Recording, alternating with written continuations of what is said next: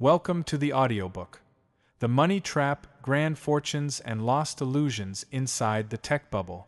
In this book, I'm going to take you behind the scenes of a world that looks shiny and exciting from the outside, but feels very different once you're inside. This is the world of big money, fast decisions, powerful people, and bold dreams. It's the world where billion-dollar tech companies are built, and sometimes broken, in the blink of an eye. I won't be giving you business lessons or trying to impress you with complicated language. Instead, I'll share what I saw, what I learned, and what I felt while being part of this world. I spent years working at the highest levels of finance and tech.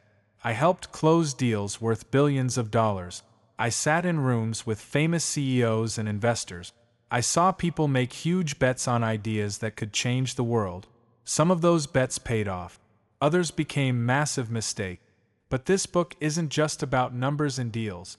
It's about the emotional cost of chasing success. When you're moving fast, making money, and winning attention, it's easy to lose touch with who you are. You start thinking more about the next deal than about your health, your family, or your peace of mind. And sometimes you don't realize you've lost yourself until it's too late. What you'll hear in this book is a mix of business reality and personal truth. I'll tell you what it's like to work in a place where pressure is constant and where everything, your time, your energy, your values, can be put on the line. I'll share the highs and the lows, the excitement and the stress, the wins and the moments that almost broke me. This isn't about blaming anyone or pointing fingers. It's about showing you what happens when we get caught in a system that tells us that more is always better, and how hard it can be to step back and ask, is this really the life I want? If you're someone who dreams big, works hard, and wants to understand the real price of ambition, this story is for you. Chapter 1. It all started with a dream many people have. To work hard, succeed, make money, and prove to the world that you've made it. I was no different. I began my career in the world of finance, where everything moves fast and people are always chasing the next big deal. I worked long hours, sat in important meetings, and learned how to talk numbers, risks, and returns like second nature. To most people, I had what looked like a perfect life. A good job, a strong resume, and a future filled with big possibilities. But deep inside, I was starting to feel something else. Something quieter. A question. What is all this for? I couldn't answer it at first. So, like most people, I just kept going. I told myself that the next deal, the next promotion, the next win would make it all feel worth it. And for a while it did. I was lucky enough to be part of some of the most exciting financial moments in recent tech history. I met bold, visionary leaders. I helped make deals happen that most people only read about in newspapers, and I got to see the inside of a world that most people never get close to. But that world is not what it seems. Behind the confidence, the handshakes, and the sharp suits, there is always pressure. Pressure to perform. Pressure to win. Pressure to keep moving. You don't get time to stop and think. You don't question what's happening around you, because asking questions feels like weakness. Everyone is too busy chasing success, too busy to notice what might be going wrong. In this chapter, you'll start to see how that pressure builds. You'll see what happens when people begin to make decisions not because they're right, but because they're expected to. You'll understand how easy it is to follow the crowd, even when your gut is telling you something isn't right. And you'll see how success, when not guided by clarity and balance, can turn into something dangerous. I wasn't just watching this happen. I was part of it. I believed in the deals.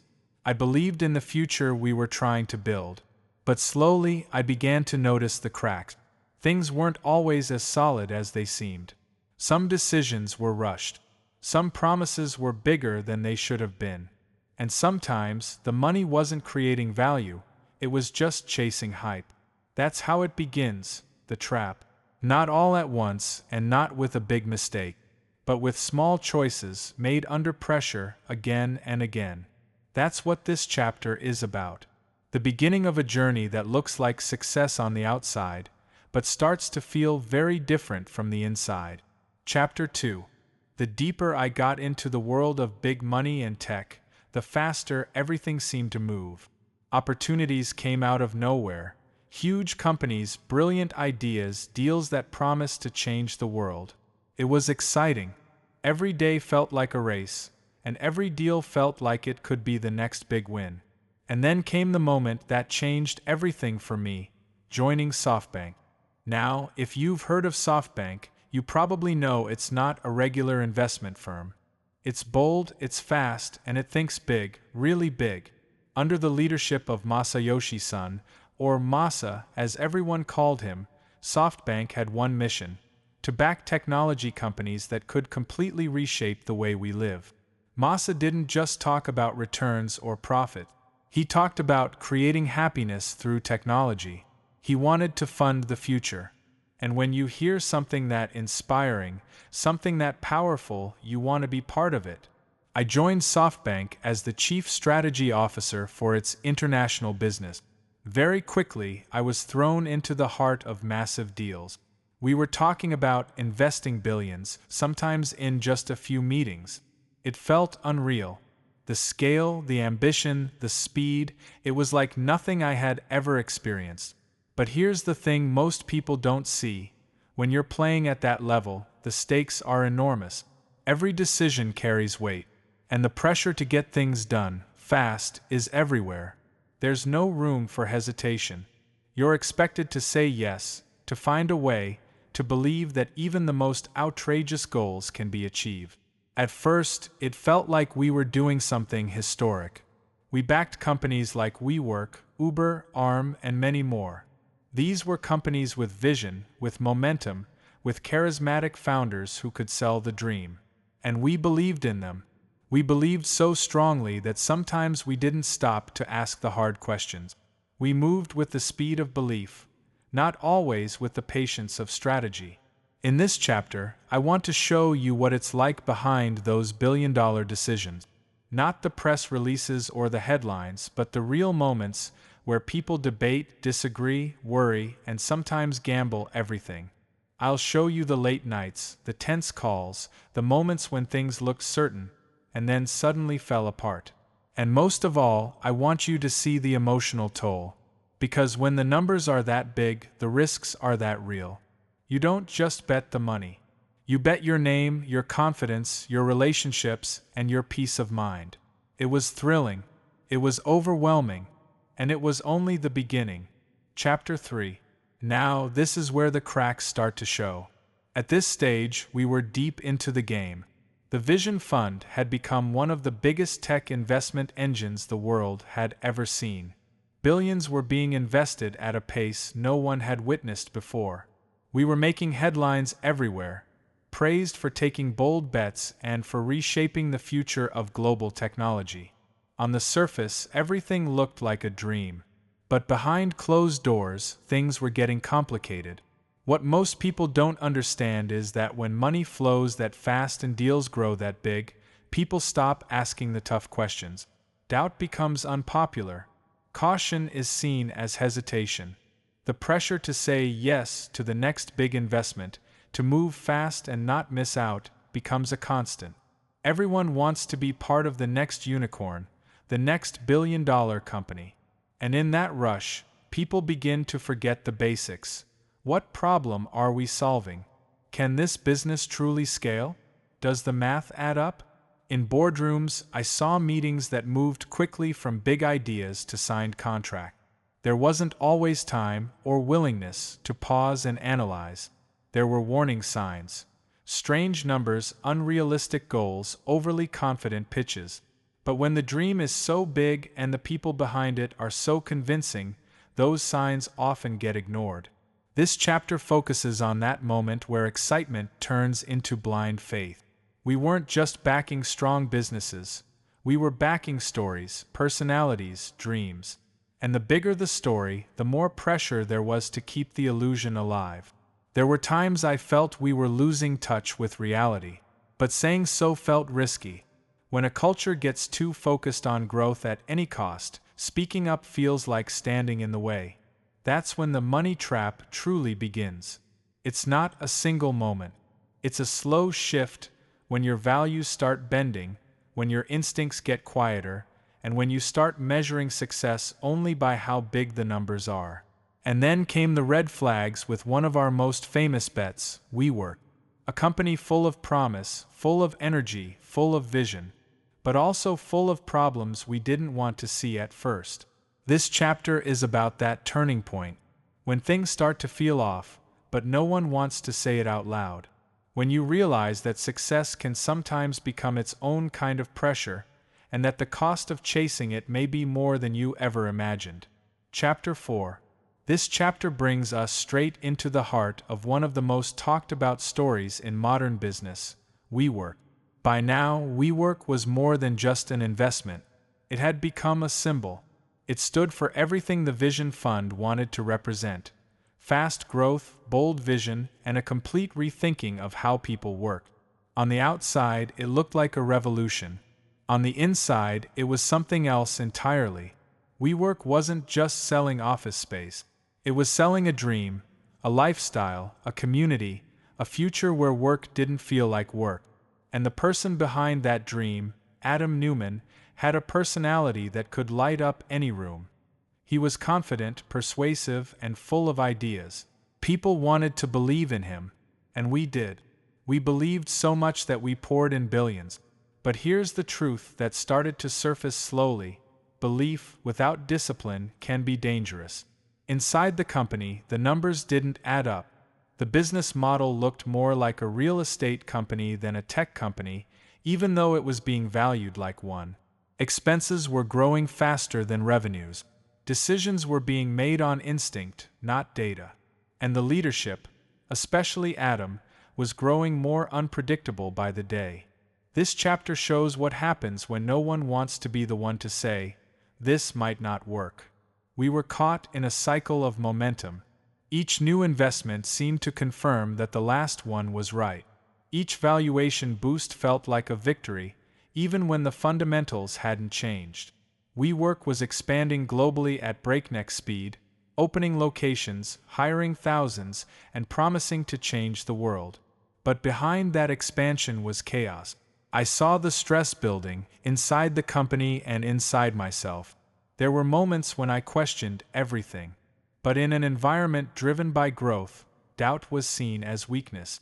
And the fear of being left behind, of missing out on the next big win, kept everyone pushing forward. This chapter is also about how easy it is to get swept up in someone else's dream, especially when the world is cheering it on. The media loved WeWork. Investors kept lining up. People wanted to be part of something exciting. And for a while, that excitement covered up the cracks. But cracks, when ignored, don't disappear.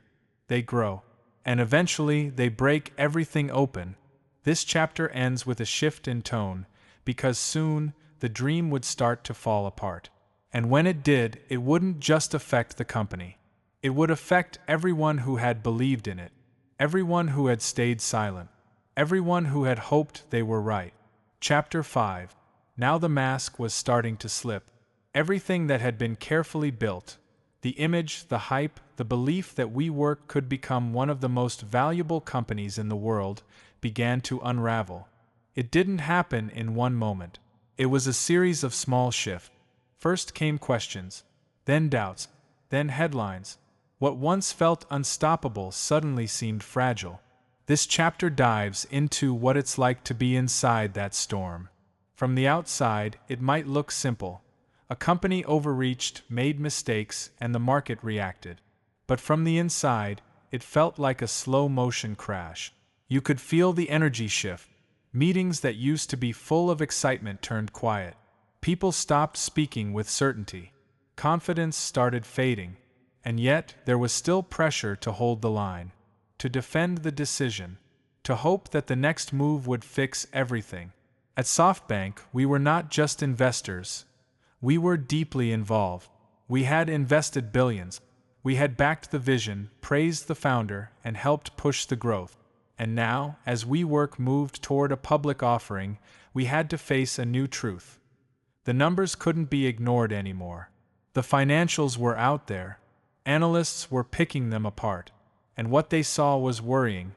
Huge losses, confusing business practices, and a company that looked more like a balloon filled with hot air than a solid foundation. For me, personally, this was a moment of reflection. It wasn't just about WeWork. It was about how we had all allowed ourselves to believe too easily. How the rush to be part of something big had silenced the questions that should have been asked earlier. And how, when you're surrounded by people who are cheering you on, it becomes harder and harder to pause, slow down, and ask, are we sure this is right? I also started to see how power works in these moments. When things go wrong, everyone starts looking for someone to blame. Fingers get pointed.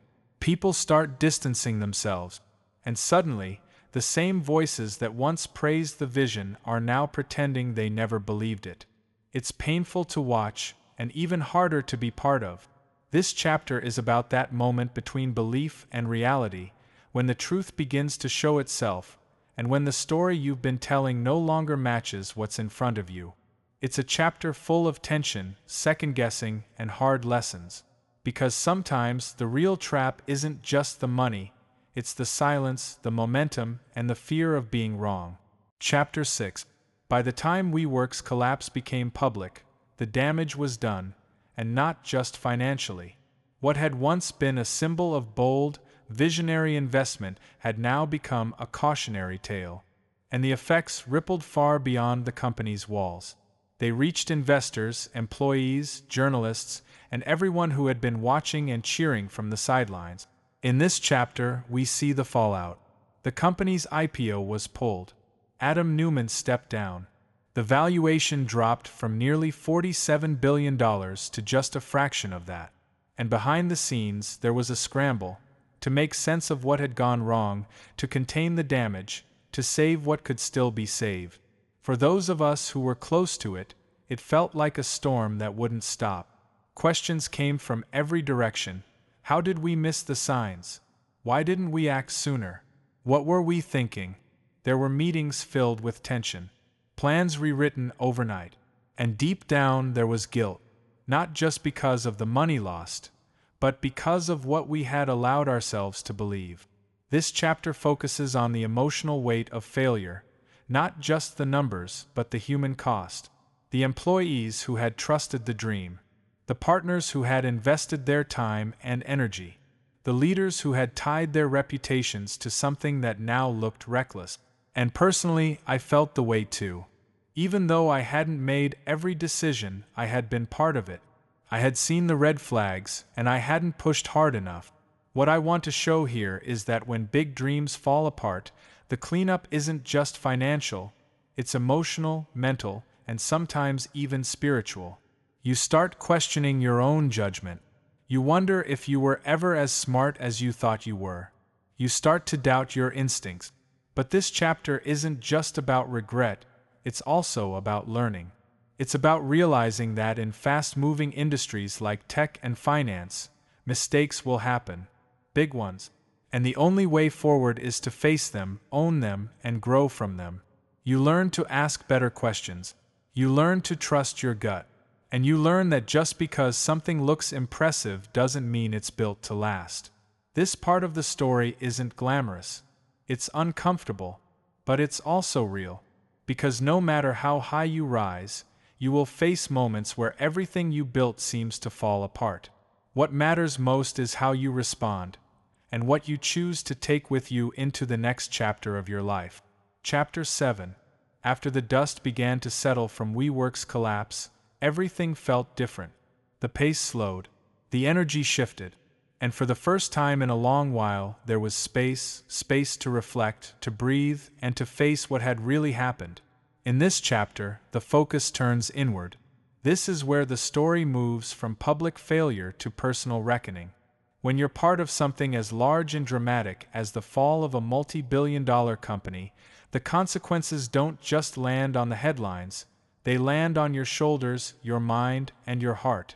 And when you've spent years chasing deals, building momentum, and proving your value through wins, it's incredibly hard to stop and ask, who am I when the winning stops? This part of the journey isn't about numbers or deals. It's about the personal cost of ambition. It's about realizing that even when you reach the top, when you have the title, the money, the respect, you can still feel empty. You can still feel lost. I started to understand how much of my identity had been tied to success, how much of my self-worth had been wrapped around doing big things, making big moves, and being part of big stories. And now, with that all shaken, I had to face a version of myself I hadn't seen in years. The quieter one, the one with doubts, the one who was asking deeper questions. In this chapter, we explore the idea that success, when driven by fear or ego, becomes dangerous. It blinds you. It makes you chase more instead of asking why. And when things fall apart, you're left with more than just broken deals, you're left with broken pieces of yourself. But this chapter isn't about staying in that broken place. It's about what happens next. It's about starting to rebuild, not the career, but the inner foundation. It's about reconnecting with purpose, slowing down to reflect, and recognizing that being honest with yourself is one of the hardest, but most powerful things you can do. For anyone who has ever burned out, made a wrong turn, or chased something only to feel disappointed when they got it, this chapter will feel familiar. It's not glamorous, but it's real. And it's the beginning of something new. The decision to stop running, to sit with the truth, and to build from a place of clarity, not chaos. Chapter 8. This chapter marks a turning point.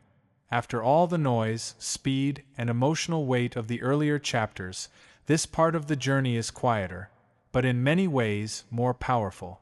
It's about what happens when the chase ends and the questions begin. What do you do when the success you were running after no longer motivates you?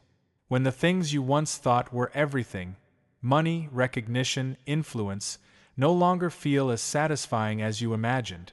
This chapter is where reflection starts turning into wisdom. Here, I began looking at the bigger picture, not just of my career, but of my life. I started to understand how easy it is to confuse motion with meaning, how constantly being busy, involved in deals, and praised by others can make you feel like you're doing something important. But when it all stops and you finally sit with your own thoughts, you realize that meaning isn't in the motion, it's in the stillness. I looked back at the choices I'd made, the times I stayed silent when I should have spoken up, the moments I ignored my gut because going along felt safer. I thought about how often I chased the next thing without fully appreciating the moment I was in, and slowly I realized something important. I wasn't alone. So many people in high-pressure jobs feel the same way. Trapped by expectations, pulled by the fear of missing out, tired but afraid to stop.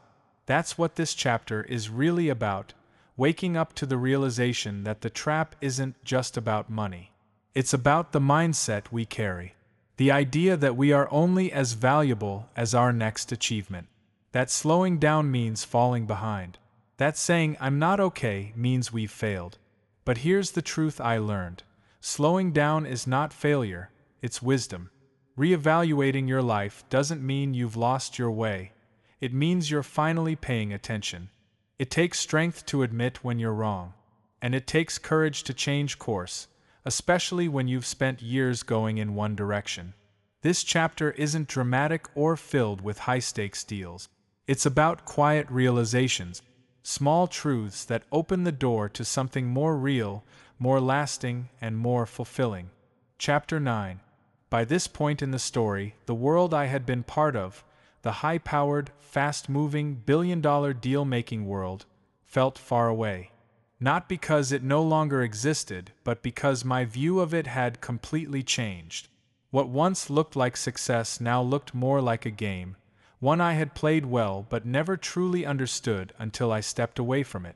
This chapter is about stepping back, but more importantly, stepping inward. When you spend years chasing goals that are defined by others, investors, markets, media, it's easy to lose sight of what you actually want. You follow the path that looks impressive because that's what everyone around you is doing. And before you know it, you're deep in a life that feels more like performance than purpose. In this chapter, I began rebuilding. Not my career, but my perspective. I started asking different questions. What does success really mean? What kind of life do I want to live? Who do I want to become, not just professionally, but personally? It wasn't about leaving business forever or rejecting ambition. It was about redefining both. I realized I still believed in building things. I still cared about innovation, leadership, and impact. But I wanted those things to be grounded in values, not just numbers. I wanted to make decisions from a place of clarity, not pressure. This part of the journey also revealed something powerful. When you slow down and become honest with yourself, you give others permission to do the same.